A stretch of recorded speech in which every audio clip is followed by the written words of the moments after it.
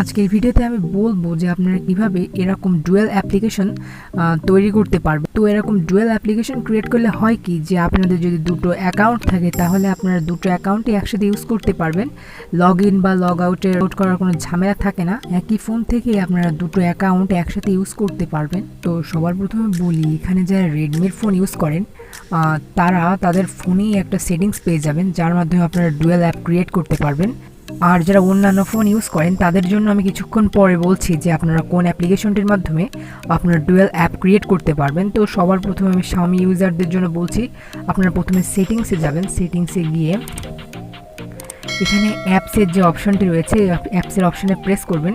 তারপর এখানে ডুয়েল অ্যাপসের যে অপশনটি রয়েছে এটার উপর প্রেস করবেন। তারপর আপনারা এখান থেকে যে অ্যাপ্লিকেশনটিকে ডুয়েল করতে চান সেটাকে আপনারা সিলেক্ট করে দেবেন। তো আমি এখান থেকে মেসেঞ্জারটাকে ডুয়েল করব, তো এখান থেকে আমি অন করে দিলাম। তো এখান থেকে টাইম লাগবে। তো আপনারা দেখতেই পাচ্ছেন হোম স্ক্রিন চাই, তো এখানে দেখতেই পাচ্ছেন মেসেঞ্জার দুটো হয়ে গেল। তো আপনারা এইভাবে রেডমির যারা ইউজ করেন তারা অনেক সহজেই যে কোনো অ্যাপ্লিকেশন ডুয়েল করতে পারবেন।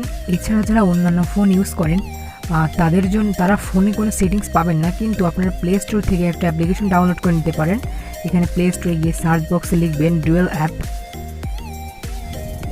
ডুয়েল অ্যাপ লিখে সার্চ দিলে আপনাদের সামনে মাল্টিপল অ্যাকাউন্টসের যে অ্যাপ্লিকেশনটি আসবে, এই অ্যাপ্লিকেশনটি 10 মিলিয়ন ডাউনলোডস, এই অ্যাপ্লিকেশনটি আপনারা ইনস্টল করে নেবেন। তো এখান থেকে ইনস্টল করে নিচ্ছি আমি।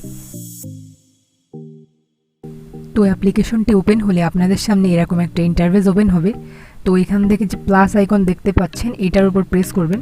তো এখান থেকে যে অ্যাপ্লিকেশনটিকে আপনারা ডুয়েল করতে চান সেটা জাস্ট এখান থেকে সিলেক্ট করে নেবেন। তো এখান থেকে আমি আমার ফেসবুক অ্যাপ্লিকেশনটিকে ডুয়েল করব। তো এখান থেকে আমি প্লাস আইকনে প্রেস করলাম।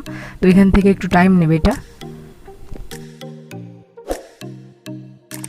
এখানে আপনারা দেখতেই পাচ্ছেন ফেসবুকের আর একটা অ্যাপ্লিকেশন ক্রিয়েট হয়ে গেছে। তো এখান থেকে জাস্ট আপনারা এই অ্যাপ্লিকেশনটিকে হোম স্ক্রিনে নিয়ে যাওয়ার জন্য আপনারা জাস্ট এটার উপর ট্যাপ করবেন। ট্যাপ করার পরে হোম স্ক্রিন আইকন এটার উপর প্রেস করবেন। এখান থেকে আমি শিওর দিয়ে দিলাম, এগুলো অ্যালো করলাম।